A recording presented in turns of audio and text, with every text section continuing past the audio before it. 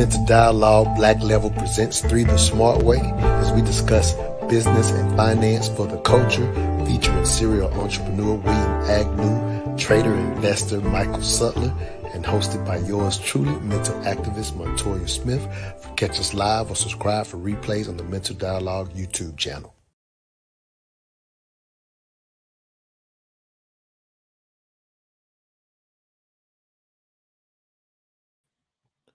What's up, everybody? It's your boy Montoya Smith, aka Black Socrates, and welcome to episode 3 of 3 the Smart Way. Right now, we shorthanded, so it may be two-thirds the smart way. So I got my brother William Agnew on. Thank you, King, for being with me. If you will, again, these are just pop-up shows, right? Pop-up shows we're doing. Let me test one thing on the sound on my end just to get it clear. Let me know if you can still hear me. I'm turning it down on my end just so I don't get as much feedback. Can you still hear me? Yeah, I can still hear you. Okay, I'm coming through loud and clear on your end. Perfect. All right, cool. That makes it better for me just so I can bear through this thing because I was getting a lot of feedback. But with that said, man, let's go ahead and introduce yourself. You may be my only expert as I put on here. I'm the mental activist, the mediator for 3 the Smart Way, business and finance for the culture, where we do this. These smart conversations on business and finance, unapologetically black. That's how we do it, brother. But if you will, again, give them your background because you've been in this entrepreneur thing. I'm gonna give some of it, so you ain't got to give as much. But I know you've been in this entrepreneur thing for 16 years. If we figured out last time, man. So long time being a runaway slave, if you will. But you got mad perspectives. Before we get into the topic, my brother Michael's jumping in on this thing with us. Let's get him up in here as well. But if you will, brother, go ahead and give a short background in addition to what I gave the people right now, man. But thanks for being on with us. Absolutely, yeah. So serial entrepreneur, as Montoya said, been doing it since 2008. Been in the game. Been some rain, been some sunshine, right? It's been a lot of learning. And like I always say, I did the traditional route. It was great. A lot of positives, a lot of great things about it. Just didn't work out for me. I had a little bit more of a ceiling that I wanted to go past. And I felt like the traditional route wouldn't allow me to do that. So I left the corporation back in 2008. And I hadn't looked back since. And it's been a beautiful experience, to say the least. Hey, I guess you're doing your version of DIY. Do it, you know what I'm saying? There you go. DIY. I'm sorry, DIY. I said that backwards, right? Do it yourself. You're doing it yourself. Matter of fact, what number of business are you on? This is another journey that a lot of people that want to step into the entrepreneur world. What number of business is this for you? Having been away from the corporation for 16 years, but you're on at least maybe your 3rd iteration or maybe more. Man, it's probably like number 6. I started, it's funny because I had to change with the marketplace. So, and that's what a lot of people need to understand. Like in business, the value proposition that I always talk of is always changing. So when you talk about supply and demand in terms of what people need and really connecting to the marketplace, a lot of times what made money last year might not make money this year, right? And they can change that fast. So in the entrepreneurial space, you have to be aware of that. You have to have insight. You have to be able to anticipate market trends and market changes because what people are buying today, they might not be buying tomorrow. I mean, it happens across all genres, music, industries. You see it all the time, right? It changes. So with that being said, one of the biggest transitions I made was from being retail or on-site or remote, as some people refer to it, to going online. That was one of the biggest changes that all of us have seen as the value proposition go from showing up at a location to actually getting that same service online. So that's one of the biggest changes I did. And so I made those changes in terms of a business. And so probably 5, 6. No, I love it. And your most recent, just to highlight that so people can let them know what you actually do out here. Again, you be giving out so much good advice and information on the 3 the Smart Way. But your latest reiteration got you some big notoriety here recently, if you will. So just throw that out real quick and then we'll shoot over to Michael and get into the topic. Oh, yeah. So it's cool. So we got to work here recently with some big brands. I put in about 3 years. Here's what investment looks like, guys. And I know, Michael being the investment guy, he knows exactly what I'm talking about. Montoya knows what I'm talking about. A lot of times you got to invest in that value proposition, and it takes time. And what we did is for almost 3 years, and I know Montoya's seen over in the wrap business, we put in about 3 years worth of just, education to the consumer. Because in that wrap business, a lot of people have no idea what wrap is. They don't even know that wrapping your car is an option, right? Or even protecting your car with wrap is an option. So there's a lot of education through that process. We were able to, be seen, get that visibility. And just recently, we closed the deal with the Jordan brand, right? And Michael Jordan specifically, and his brand. And Luka Doncic, who's playing in the NBA Western Coast Finals, I think, right now. Western Conference Finals, absolutely. Yo, that's what's up. Yeah. Yep. So he, we got he rolled up, wrapped in in a Jekyll and Hyde, wrapped. What was the kind of car he had? It was an old school. It was 68 Chevy Malibu. Not Malibu? I think it was Malibu, if I'm not mistaken. But either way, wrapped in his new shoe by the Jordan brand, wrapped by yours truly. Well, go check it out. Jekyll check it out on Instagram. Wrap, yeah, absolutely. Go follow us. Follow us on Instagram, Jekyll and Hyde. I love it. All right, man. Let's jump Michael in this thing, man. I was Michael, as I told a little bit of William's background, so I know you've been in this investing game, started your own commodities trading company a number of years ago. You have Black's Academy now where you're teaching people. So I'm just trying to steal some of your thunder. So we, you know what I mean? And with that said, man, just share with them any aspect of the background that you think is necessary as we move into today's discussion. We're going to talk about DEI. It's a bill literally on last week's dialogue, and John Hope Bryant was up at the Breakfast Club, gave us some insight on why we need to discuss it as well. But if you will add a little more spice to your background, then we'll get right into that discussion. Well, DEI is kind of like something that just by my existence, I'm championing because no matter what, with my first career as a quote unquote rocket scientist, right, I was the token. Out of about 600 engineers where I worked, I was the only one for at least the first 7 or 8 years. And then I actually brought in the second, and he's doing some amazing things there. I had to leave because it was great. Like you said, the money was great. The prestige of being, a rocket science, working on space and missiles and rockets and simulations and all the DOD's best kept secrets. And, as far as up to my clearance would take me, that stuff was great, but I was not innovating. I worked too hard in school not to be able to use both sides of my brain. I didn't really want to play the politics. Now, granted, what I learned later in entrepreneurship is politics it means of the people. So no matter where you're going, there's going to be some level of politics, right? But doing it on my own, being able to go from a retail, even when I first started trading, I wasn't really a trader. Because I guess in mindset, in heart and soul, but actually in technique, I wasn't that. I got lucky when the Great Recession hit, made some money there. It propelled me on to build, like you said, my own fund. It was a lot of firsts, and I will put it that way. I've done a lot of firsts, and right now, in terms of the concept of DEI, I will tell you that it is and has always been the future of humanity. That's why there's so many of us. There's 8 billion people on the planet. For us all to be the same and talking the same mantra is garbage. But I've learned from my own mistakes in business, which, like I said, you think, oh, well, he's had a lot of success and things. But like William said, there's been some highs, lows, crying days, broke days, all in between.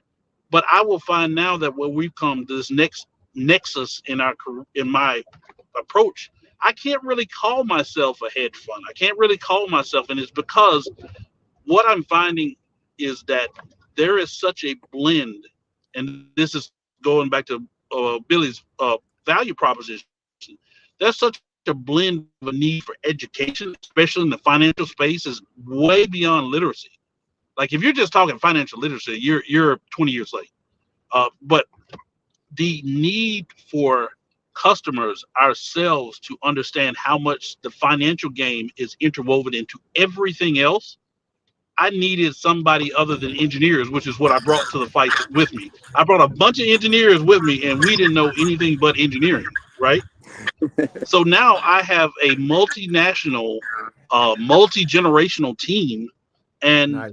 the things that I learn on a daily basis are propelling us much further than I ever dreamed at this point. So, yeah, Nah, I'm that's a all for great it. transition. Now, that's a great transition. I love the fact that you use the word politics. So let's just touch bases on this very quickly and then get to the business and finance of it. So right now, we're kind of under the political atmosphere, if you will, of a lot of pushback on the term, right? DEI, diversity, equity, and inclusion. So you're actually even seeing some policy, if you will, play out where people are pushing back on this idea of diversity, equity, and inclusion.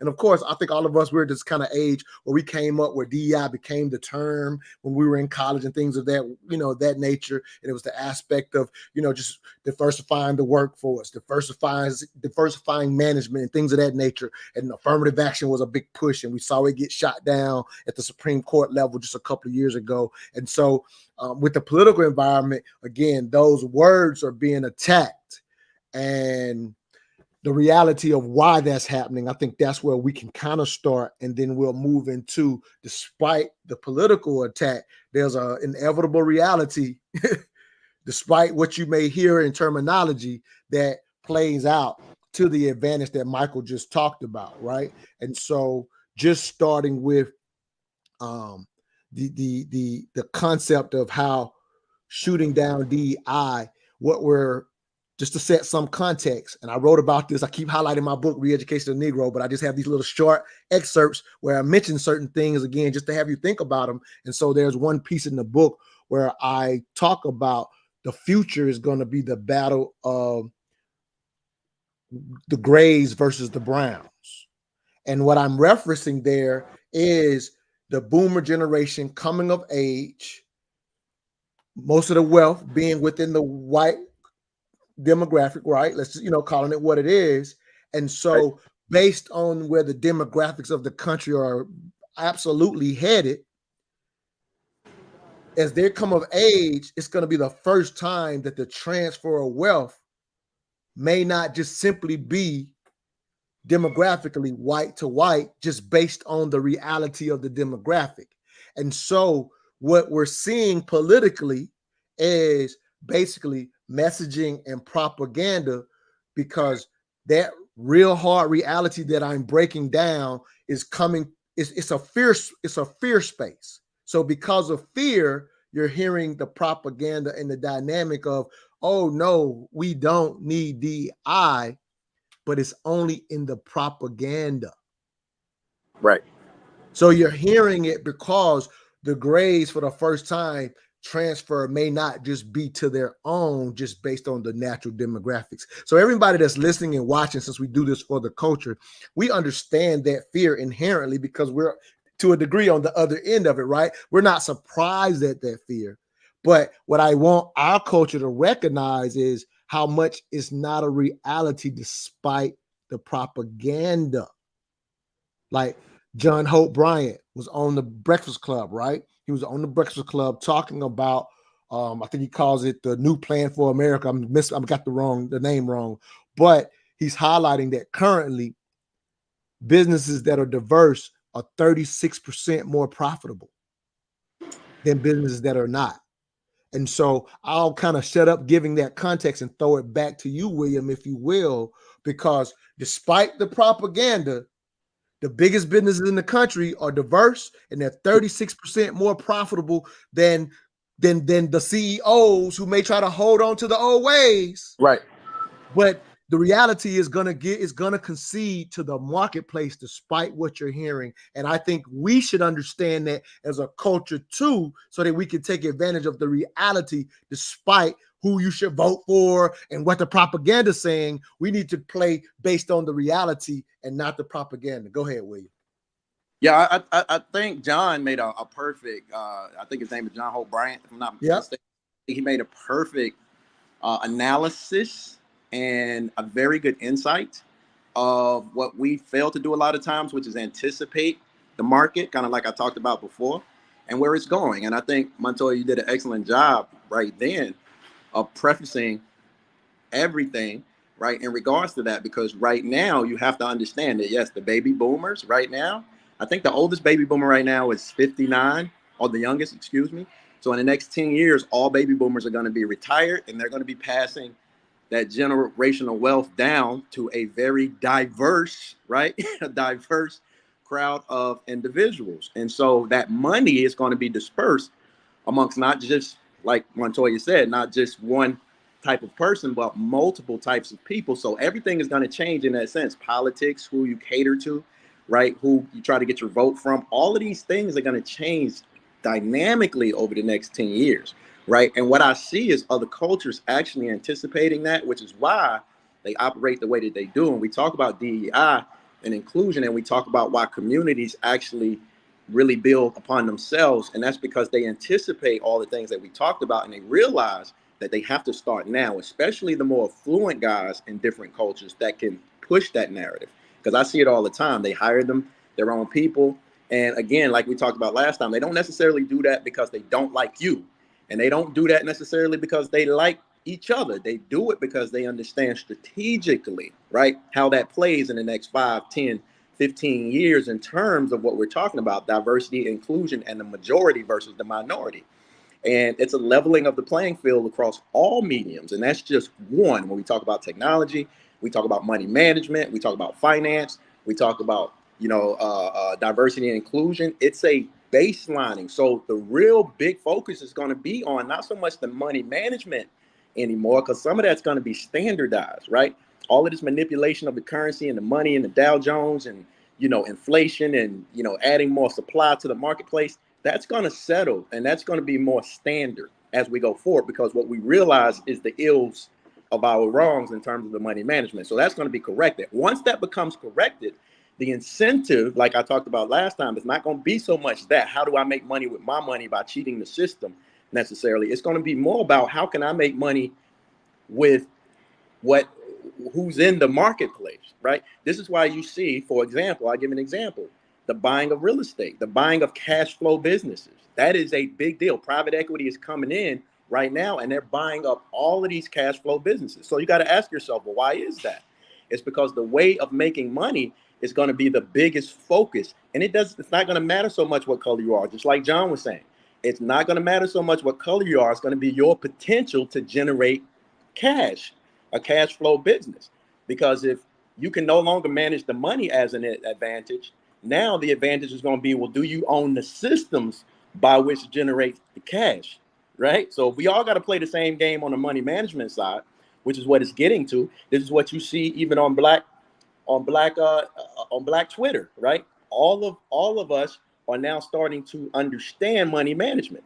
So we're all getting to this level of education, which is no longer an advantage in terms of information for people who know versus people who don't know.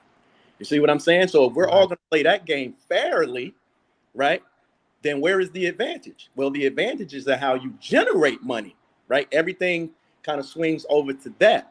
So let me jump in real quick and I'm gonna let you finish. Okay. I like to reiterate points just to, just in my opinion, to make sure they're understood. Okay. So what William is breaking down at this very moment, for those who are old enough to think back 20 years ago, I'm 50, so just getting into the marketplace, if you will, trying to figure out what I was going to do in the world, if you will. So we always used to just make real clear what he's talking about. There was this long period for most of our lives where, specifically as African Americans, if you will, as some of us able to go off to college or whatever and make these different interactions. And so we would come across people who would give us information in specifically within business and finance, that we would go, wow, this information, we can do something with it. And quite often, a lot of us that were able to go off or whatever, we might even say, I'm gonna go back home and give my area this information, or give my family this information. And the reason I'm highlighting that is because for most of our lives, when William says the transitioning is happening from everybody's getting up on the knowledge part, what is going to be the new thing, for most of our lives, we always would say, this is what they knew, that our community or our culture never knew. So at that time, it was just simply whoever had knowledge of how to well these financial instruments, they had the advantage because they knew more. And so I just want to really, really highlight that William now is transitioning, saying that field is being leveled up because of technology. You can get your financial literacy on your phone, and the game is being played digitally through phones. And so having that information is not the advantage. And unfortunately, some people are still selling you that having the information is the advantage. And the reality is that's no longer going to be the advantage. I just really wanted to bring that home, William. So sorry for cutting you off, but I just want to make sure people understood and we didn't just, you know what I'm saying, peruse over what you mean when you say knowing these different things. That's not the advantage anymore. It's not the advantage. That day is done as we speak. Put a fork in it. And if you don't know, we're not saying don't learn. It's just you don't have to go find a certain person or a certain group to get that information anymore. It was a time where you couldn't immediately go get that information. So the information itself was the advantage. So I hope I made that very clear. Go ahead, Wade. Yeah, I mean, if you look at the rules and regulations that are changing just this year around how you manage business, for example, LLCs, you can no longer have an LLC to protect you from liability. You have to have your name on the regulation, right? That's the recent change. So it's things like this that are changing in the marketplace that are holding people accountable, and everybody's going to play the same way. It's leveling the playing field. So again, if we got to level the playing field on that side, then what becomes the advantage? Well, what you're seeing is private equity come in and say, well, in that case, if we can't win over here like we used to on the ignorance of people, because everybody can't be in the know. If everybody's in the know, there's no advantage. We got to come over here and own some stuff. And so we're going to take our equity, our cash, our whatever we have, and we're going to go buy up all of these cash flow businesses because that's where we're going to win. And if you know, it just that's kind of what it is. So that's what you're seeing in regards to the transition of the value proposition in the marketplace. So you got to build something, you have to own something, you have to have something that's going to generate cash to offset the loss of what the value proposition was in the last, I'd say, 20, 40, 50, 100 years. It's always been information, but we live in an information age. You can go to college now, sit in a classroom at MIT for free. They will let you. They will let you sit in the classroom. What they won't do is give you the degree because they're going to charge you for that validation because that means something. But the information, they'll let you sit in that classroom all day to better yourself from an information standpoint because they know they can't control that anymore.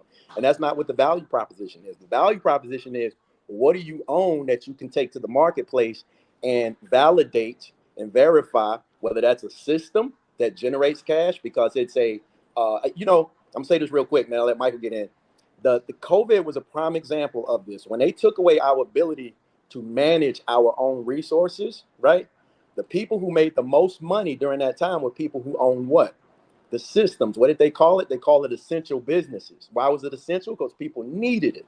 So the guys that own the ability to generate cash based on a need were the guys that made 10x, 20x, 40x more money than they had made in forever. And so it's the same concept, it's just not as abrupt. So instead of pulling the lever into a stop immediately on the dot like COVID was, what you're seeing is a slow, very slow process of removing equity from the marketplace, removing value the way we used to do it in a slow pace so you don't see it, right? And then all of a sudden, one day you wake up and you go, oh man, my value proposition or what I thought was the value proposition is no longer that. And you know what I haven't done? I haven't built anything. I haven't bought anything. I haven't created anything that is actually going to generate more finance for me to allow me to be to play at a certain level that I would like to play at versus what I have to play at. If that makes sense.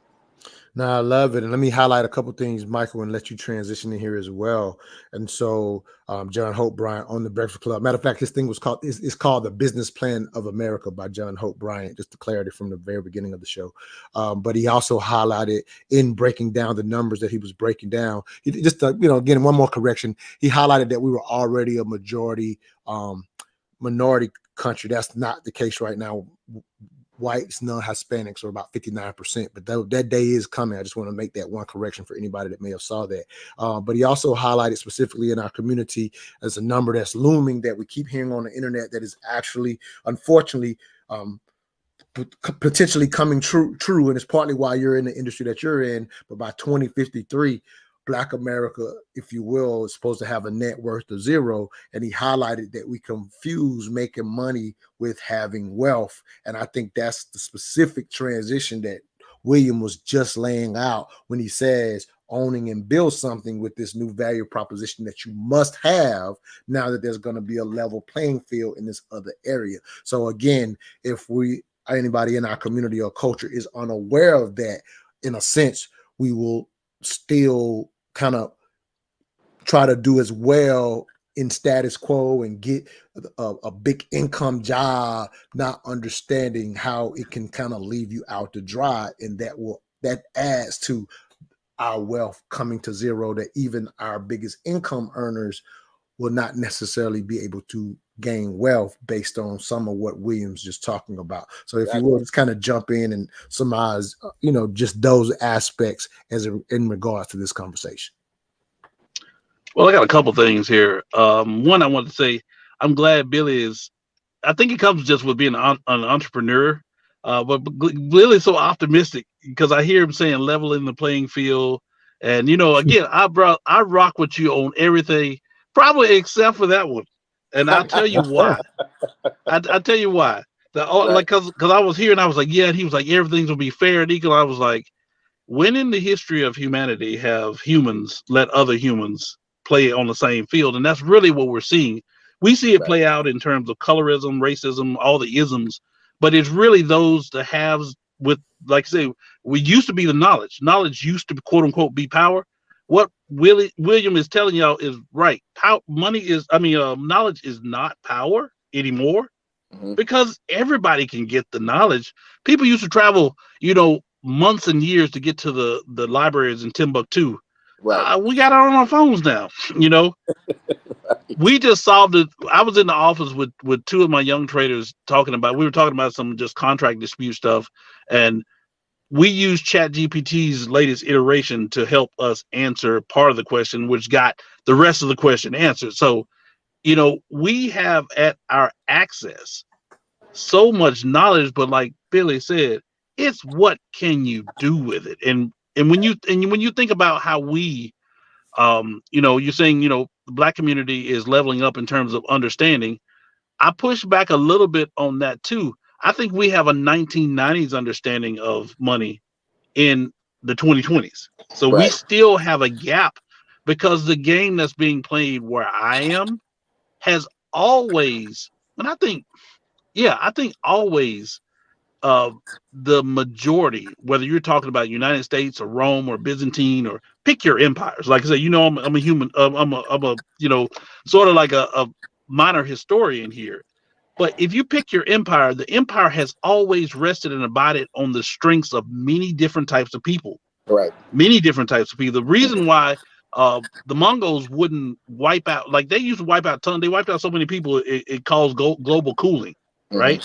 Yep. But the people that they kept engineers from China. They kept these, farmers from like the middle, who knew how to farm in arid lands. They kept the people who had value. This is the same value proposition that we're talking. So it's the same game, right? But my ad is that it will speed up. Now, one thing I would say, you brought up a big one for us about high income versus assets. I hadn't gotten this analogy right, but I was sitting there thinking about it. Income to me, cash flow, is always like the bloodstream. You have to have it to sustain the body. Right. But your assets, the head, the lungs, everything else that ties it together, you got to have that to have something that is alive. Yeah. So if you have cash flow without the assets to go into them and feed into them and grow them and build them, you don't have anything that's financially alive. Right. Conversely, if you have assets, and this also happens too, because I hear a lot of people, especially from where I'm from, man, if I had $10 million, I'd buy $10 million of land. No, you would not, because you have nothing to service the maintenance operation ongoing. Because another conversation in that, some of my young traders, they dream about big houses. I kind of just take some time and we look, like some of them are new to the area.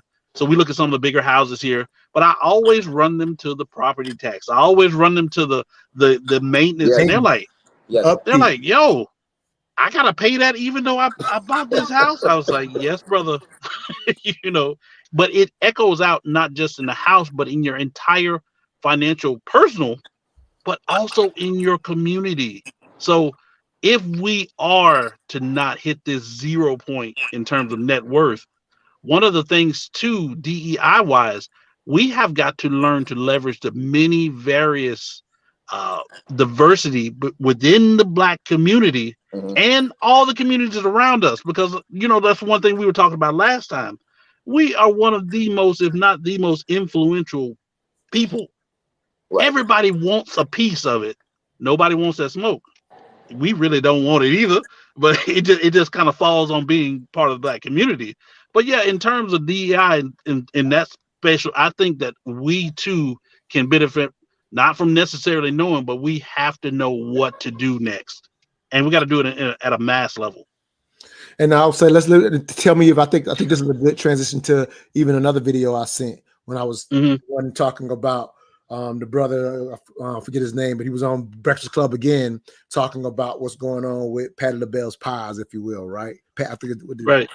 Patty's pies, and how unfortunately Master P had some misinformation of, I guess, he's having an issue with Walmart, but he had some misinformation on their situation. And that brother literally broke down an example of what to do, in my opinion, based on what you just said, Michael. You said we got to figure out what to do. Well, he broke down, and here's another word that William loves to use: leveraging.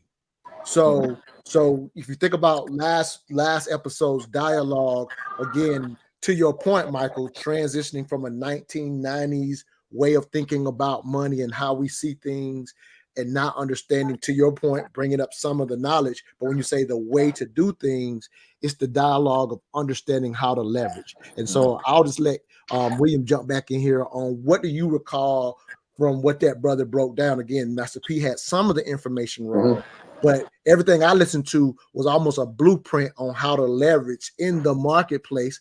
She, in her situation, she kept ownership. And sometimes we overvalue ownership just because of how we understand it historically or whatever. Sometimes you want to give a piece of that away. In her situation, she kept the ownership, but she was able to leverage into the marketplace in a diverse manner. And again, I think that's something that we lose sight of. You know what I mean? It's like we just own it. And that's not what she's doing. She's leveraging her ownership diversely in the marketplace. Go ahead, Yeah. William. Well, she's leveraging her personal brand. So Patti LaBelle is Patti LaBelle, and everybody knows she's the queen of one of those genres, right? So she's leveraging her personal brand, and in doing that, there's a different way to attack business if you already have a personal brand established. You have wholesale, you have retail.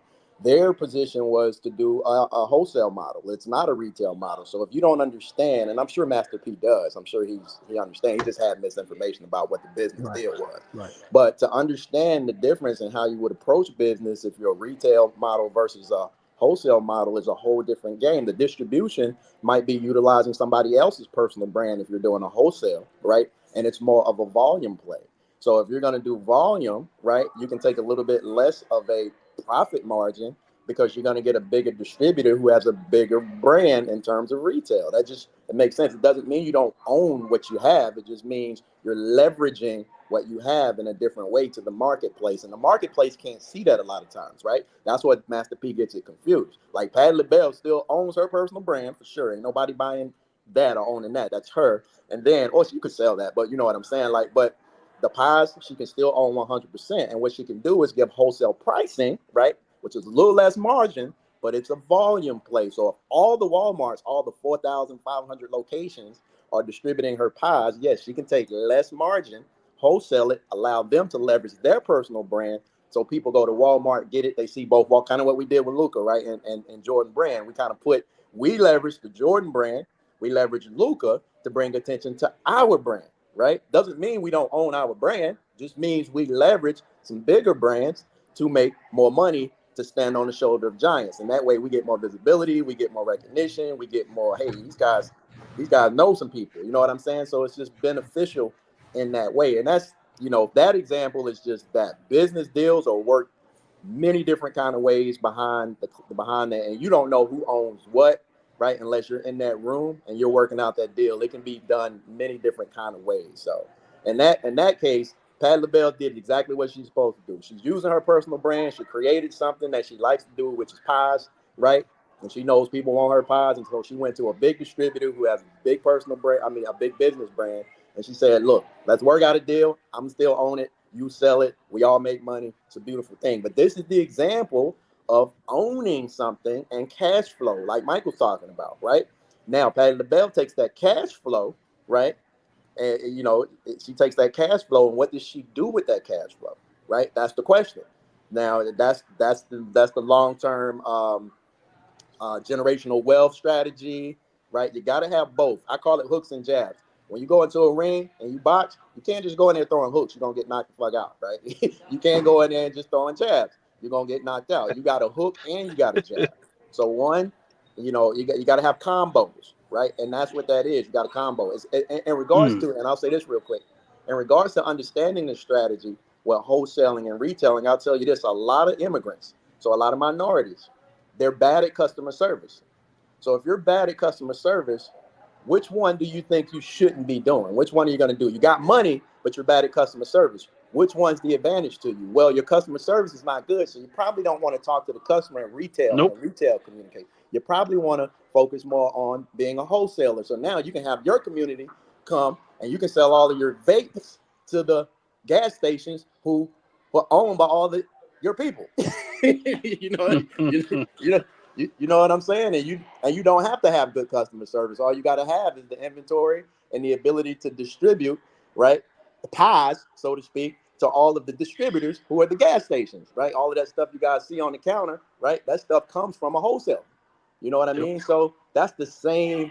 And Patty LaBelle doesn't have to worry about distribution, or her brand speaks for itself. You see her face, that's all she got to do. She wake up in the morning and collect the check, right? And let me talk about transitioning to understanding when you mentioned this, William, when you said, owning it and you don't have to see someone's face. So to the point, I would like to highlight, and Michael, you jump in here, but I would like to highlight Patty LaBelle, obviously celebrity, so she's able to use that. And so unfortunately, a lot of our community, with the speed of the internet, we try to take that approach without having the celebrity, or we build up a brand via a bunch of followers on social media and not understanding that her celebrity being built completely away from her ever wanting to go into business, built up a celebrity, and it's a perfect way to leverage a business.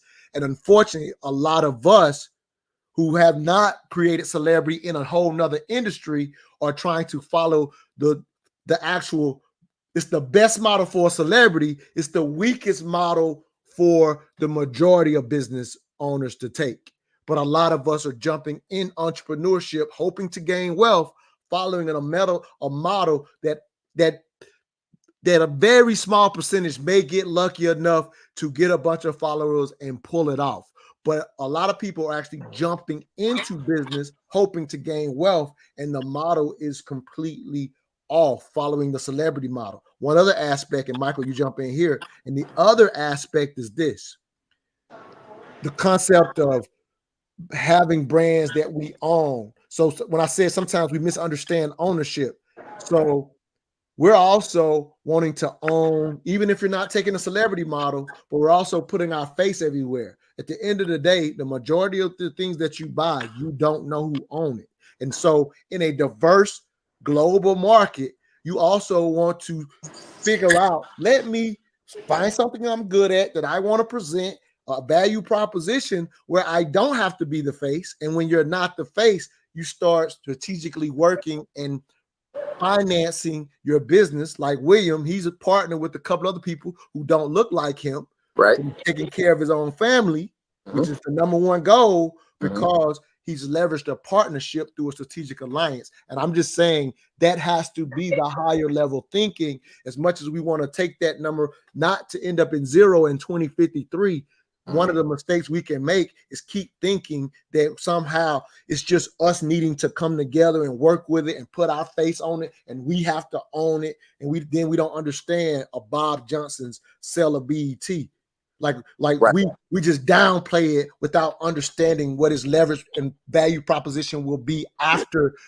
Again, I'm not saying whether he should have or not, but I'm just saying we come in from a limited mindset on how we think business should go, and it's partly why we're going to end up at zero. To Michael's point, thinking 90s versus current time. Go ahead, Michael. And that's exactly it, man. Even for me, I've been blessed to have good friends. Thinking about some of the wealthiest friends that I have too, you would not know them from anybody else. In fact, we've all been out hanging out, and we interact with people, and they think, "Oh, this cat's over here is broke." I'm like, "The cat's worth 8 figures. You just don't know it." Part of the reason is he spends a lot of time. They do spend a lot of time not putting their face, their family's face, or anything of that sort on any of the businesses that I own. And in fact, as I started doing,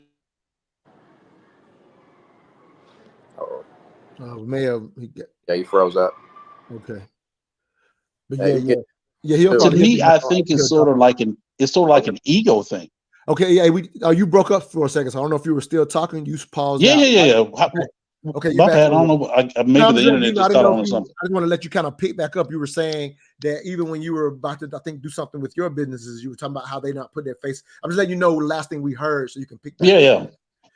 I was just basically saying that even the most successful, like some of the most successful ventures I've been in, were those that did not have my face on it, that I did not own the most of it. That it wasn't an ego seeking venture. It was it's like ego gratification. Like I can point to it and say, that's mine. Right. No, but the checks cashing in quietly, and I'm not doing it. My value add to it was either early on or it's something that it's not where I'm having to be public facing. And for me, and for a lot of people of all backgrounds, I find out quiet, like what they say, money talks, but wealth whispers. Right. That is as true a statement about what really moves. And I think also going forward, because Billy, you're always ahead, brother. You're always pushing people to understand that the speed at which business is happening now. Right. There's nothing been like it. To go back just a bit to what we were talking about the Grays versus the Browns, one of the big things that they're afraid of is that the boomers have amassed so much wealth. It's more than anything in history. Right.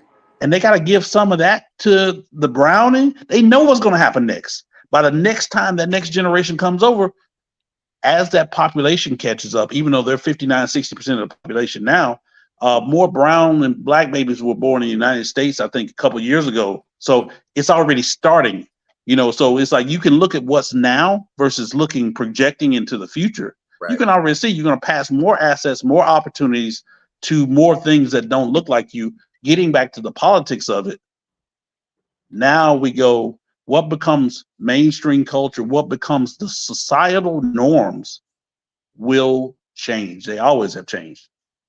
And it's the reason why we're not in Victorian era England now either. Exactly. And speaking of change, I would like to highlight again, bringing the culture into this. Y'all are making such excellent points. I just like to reiterate and make sure people really are processing what you just said. Speaking of change, it's even for the businesses that right now currently don't want to diversify.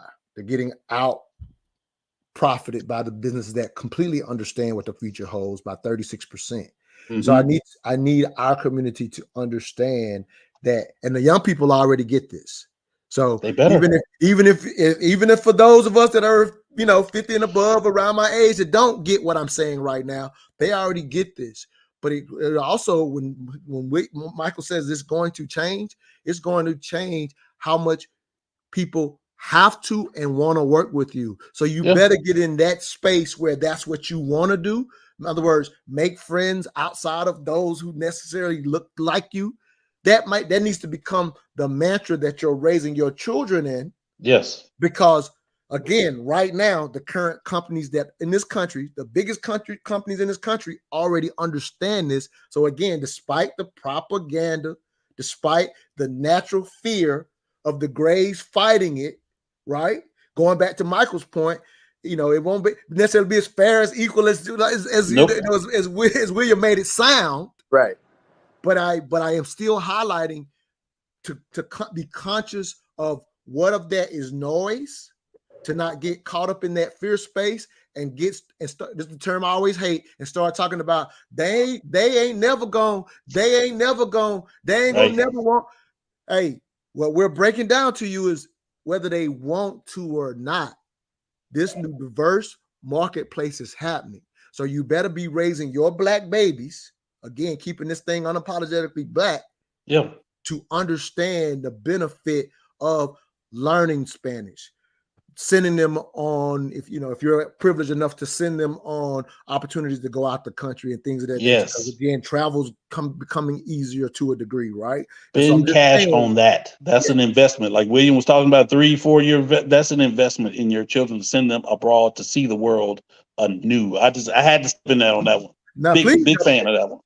Again, and these are, even us, what we're saying ain't stuff that we ain't been hearing the last 10 or 15 years.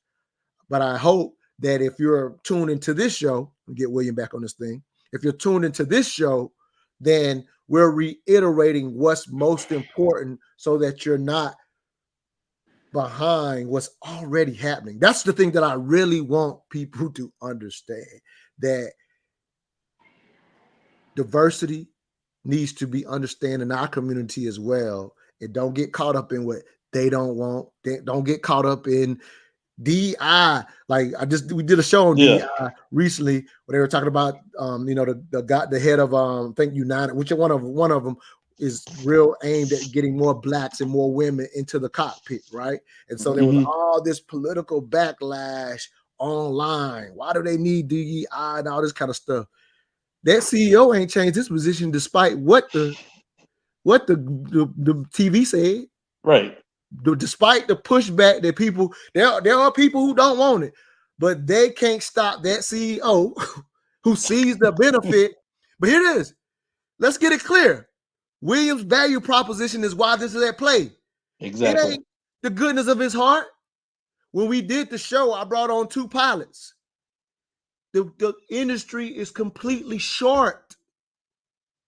It's a complete shortage. So the value proposition is, I better promote this to this other group because the current people who can feel it ain't enough of them. Enough of them. So this ain't no goodness of the heart play, but we must be aware of, even when you see DEI, it's coming from a value proposition where we also must strategically advantage our children and put them in those positions. Something that a lot of Indian cultures within the country of India, we see them over here, and let's transition to this and get off this thing, if you will, William. No. But that one group of Indian culture, they own half the hotels in this country, right? Or whatever. Yeah. And so something that I remember experiencing at the academy, and Michael, you saw this as well. We would see those from the Indian culture. We would find out they had a whole weight on their shoulder, those students, because they were coming specifically to get the jobs that are short in America. They're coming over here to be doctors, engineers, and science, because we have a complete shortage in this country on those positions. And so those outside the country, they're eyeing those positions and says, oh, America needs those.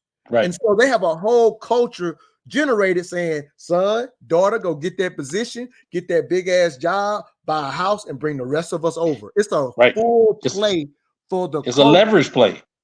Because it's a leverage play. They see what jobs are missing. I've been saying for the longest, and do a bunch of shows on STEM, because it's absolutely the play that we could make, despite what laws say, despite how people feel.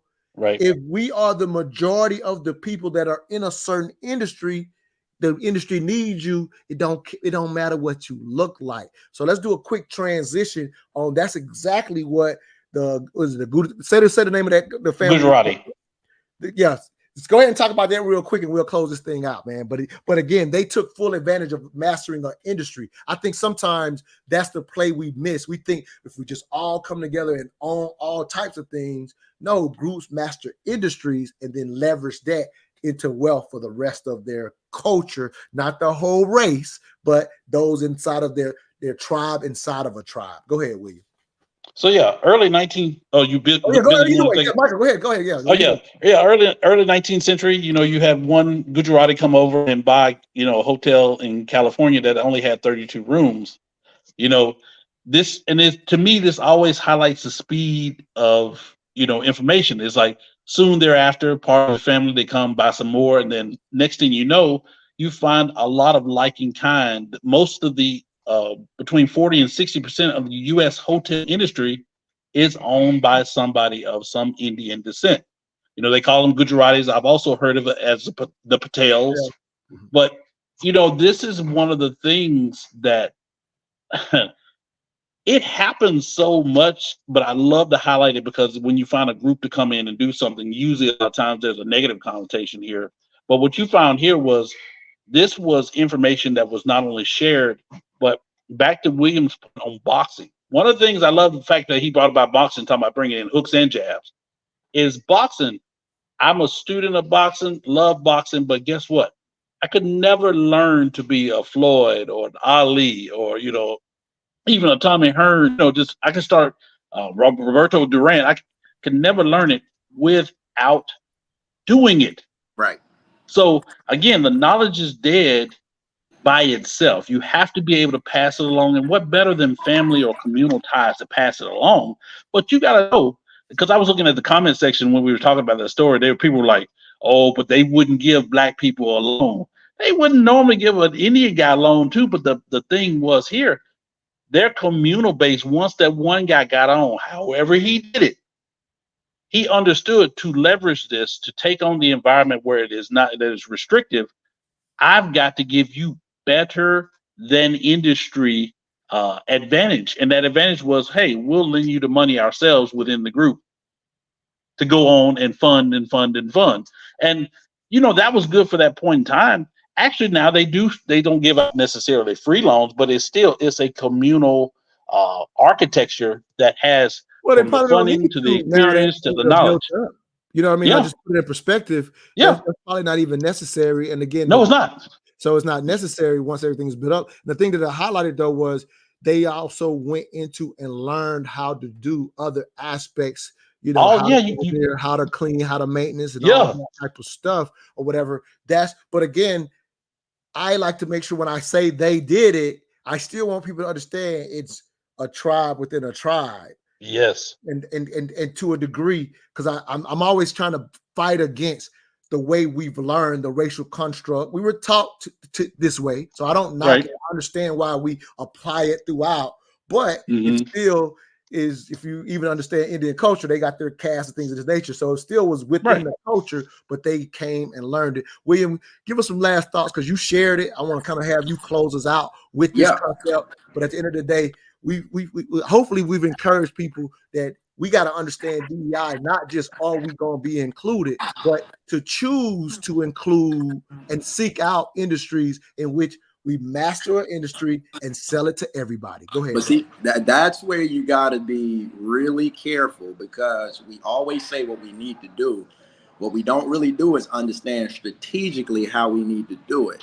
So the hotel business, right, is a cash flow business. And the reason why it was chosen is because of that reason. It's not just arbitrarily picking a industry and saying this is what we're going to dominate. It's very strategic in the way that it works, because if you look at the video, what you understand is that the family chose the hotel business because of the financing capabilities or how you could manage. Again, it goes back to managing how you manage the money. They were able to reduce the cost of managing the hotel. That was so important.